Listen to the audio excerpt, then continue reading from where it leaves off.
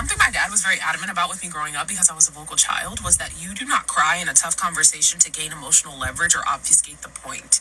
And he was never the dad to say crying makes you weak or you need to stop. Man, go watch the rest of that video if you haven't already, because her pops did his big one with that one. But yeah, I think anybody who doesn't understand what she's saying right now has never had to actually deal with themselves.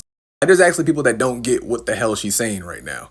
Because I think people tend to conflate being emotional with having emotional maturity, and they're not the same thing. And there's people that are going to willingly miss the mark in this entire point just because they want to be benefited. Because I've seen on a plethora of occasions people talk about, well, I'm not crying to dismiss the conversation. I'm crying because I'm being emotional and I'm going to continually keep crying. And it's like, it's not about you crying necessarily. It's about how your crying affects everybody else in the room or the person that you're having a conversation with. And I know that's a hard pill to swallow to say that you just can't outwardly express your emotions. But when the subject matter doesn't just solely pertain to you, because we know this isn't just exclusive to women. Both men and women can exhibit this behavior. Many guys use it when they want to get back with you because they know that you are incredibly emotional. They know that crying can get them back into your good grace. I feel like one of the most vital things in life is knowing that keeping a certain composure can add to the betterment, whether the conversation is to the expense of you or somebody else, especially when the conversation pertains to people dismissing themselves from your company. I think that especially applies to this specific category of conversation. It's all about how long you knew somebody and what you know about them. For instance, it's like having a room full of friends that you know for certain cry whenever they see the movie Titanic.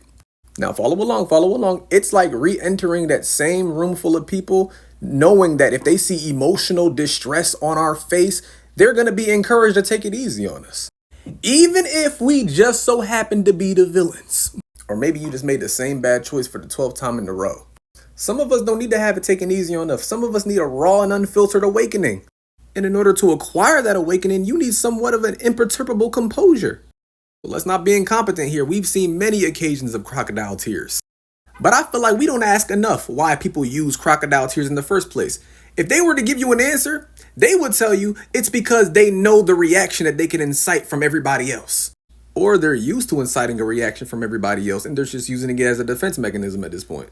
Some people just don't like being told bad outcomes that don't benefit them. They live their life through euphoria and exuberance, and they never want to face it. And you don't necessarily have to be in a relationship to witness any of this. We've all been in the predicament where the room's opinion has hit a whole 180 the moment that somebody started bawling. Like, let's just say hypothetically, somebody does something that you take much umbrage to, and you're not even the one sobbing, but they come to you sobbing, and the first thing that comes to your mind is, oh my God, don't do this to me right now. You know how I'm going to react. Yeah, that's that. Having emotional intellect isn't just the ability to say, I can express myself. It's having an awareness of how people are going to be affected when you selectively do it. And that's not crazy. That's knowing your environment. Many of y'all are either oblivious or don't ever want to know. It'd be like me fabricating a smile on my face to bypass a serious discussion, yet I know that I have enough social depth to identify that I'm doing it in the first place. Like, people are really saying, I don't know how crying could be emotional manipulation. It happens on a consistent basis. But I get it. When some of y'all have been socialized since birth into placating that behavior and having others around you that create communities placating that behavior, I can see why you would never view it as manipulation. Whereas if a guy does it on a finite amount of occasion, it's clear as day. I mean, that's just one example, but I digress. Good subject though.